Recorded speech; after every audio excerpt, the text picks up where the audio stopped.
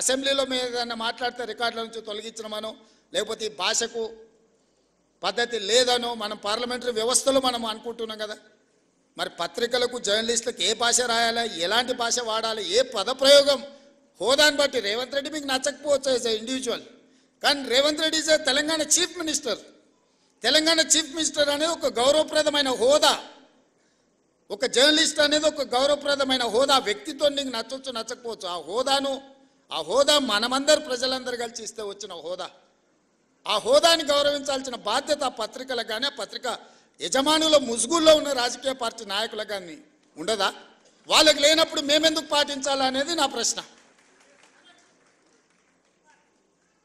వాళ్ళు ఆ బాధ్యతను మరిచి అసభ్యంగా వ్యవహరించి అసందర్భమైన అంశాలను ప్రస్తావిస్తే న్యాచురల్గా రియాక్షన్ ఉంటుంది. ఆ రియాక్షన్ని మొత్తం జర్నలిస్టులకు మీరు ఆపాదించుకోకండి.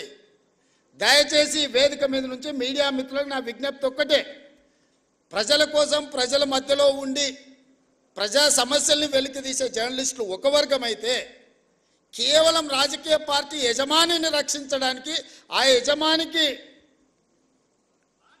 మొత్తం వ్యవస్థను అప్పచెప్పడానికి ప్రయత్నం చేస్తున్న వాళ్ళు ఇంకొక కోవా.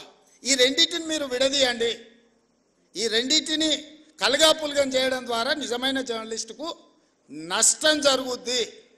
ఆ నష్టం జరగకుండా ఉండడానికి అవసరమైన ప్రణాళికలు మీరు సిద్ధం చేయండి అని చెప్పి నా వైపు నుంచి విజ్ఞప్తి. అసెంబ్లీలోకైనా లేకపోతే సెక్రటేరియట్లోకైనా ప్రభుత్వ కార్యాలయాల్లోకైనా మిమ్మల్ని అనుమతించడానికి ఎలాంటి అభ్యంతరం లేదు. దానికి సరైన కార్డు తీసుకోండి, సరైన విధానాన్ని తీసుకొని రండి. నేను మా మంత్రి గారికి సూచన చేస్తున్నా. నెక్స్ట్ స్టెప్ అదే. సెక్రటేరియట్కి ఎవరు రావాలి, ఎవరికి పాసులు ఇవ్వాలి, ఏ పత్రిక సర్క్యులేషన్ బట్టి ఎంతమందికి పాసులు ఇవ్వాలి. మీరు నిబంధన పెట్టుకోకపోతే పేపర్ మీద ఉండే పత్రికోడు కూడా 10 మాకు పాసులు కావాలంటారు, ఒత్తిడి తీసుకొస్తున్నారు. ప్రజలలో ఉండే పత్రికలకు పేపర్ మీద ఉండే పత్రికలకు ఉన్న తేడాను కూడా మీరే డిఫైన్ చేసుకోండి. అసెంబ్లీకి కూడా ఎంత సీనియర్ వాళ్ళు. పార్లమెంట్లో నేను అప్పుడు ఎంపీని కాదు, కానీ ఎమ్మెల్సీగా ఎమ్మెల్యేగా పార్లమెంట్కి పోయినప్పుడు సీనియర్ జర్నలిస్టులు మన తెలుగు వాళ్ళు కూడా సెంట్రల్ హాల్కి వచ్చేది. సెంట్రల్ హాల్లో ఎమ్మెల్యేలు కూడా అనుమతి తీసుకోవాలంటే సపరేట్ పాస్ తీసుకొని పోవాల్సి వచ్చేది. ఎంపీలు ఎక్స్ఎంపీలు వాళ్ళకి మాత్రమే సెంట్రల్ మినిస్టర్స్కి అనుమతి ఉండే, స్టేట్ మినిస్టర్స్ కూడా పాస్ తీసుకొని పోవాలి. కానీ జర్నలిస్టులకు పర్మనెంట్ పాస్ ఉండేది సెంట్రల్ హాల్లో. నేను ఒకసారి అనుకున్న, ఒక జర్నలిస్ట్కు పాస్ ఇచ్చిన మాకెందుకు ఇయ్యారా అని.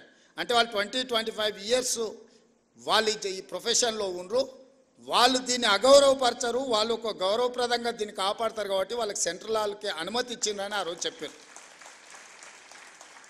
అంటే జర్నలిస్టులకు పార్లమెంటరీ పార్టీ వ్యవస్థలో ఎంత ప్రాధాన్యత ఉండే దీన్ని బట్టి మీరు అర్థం చేసుకోండి. ఇవాళ అసెంబ్లీలో కానీ సెక్రటేరియట్లో కానీ ముఖ్యమంత్రి కార్యాలయంలో కూడా మిమ్మల్ని నియంత్రించాల్సిన అవసరం లేదు. మీరు ఆ సీనియారిటీని, ఆ ఎక్స్పీరియన్స్ను, ఆ పత్రికకున్న ప్రాధాన్యతను మీరు డిఫైన్ చేసుకోండి.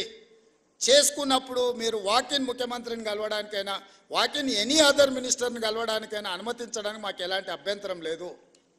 On record of the record అనుకున్నప్పుడు మనం కొన్ని పాత్రికా మిత్రులతో జనరల్ చిట్ చాట్ చేస్తాం. వాళ్ళు కొన్ని అవి ప్రస్తావించరు, అంటే డిఫర్ అయినా కూడా ప్రస్తావించరు.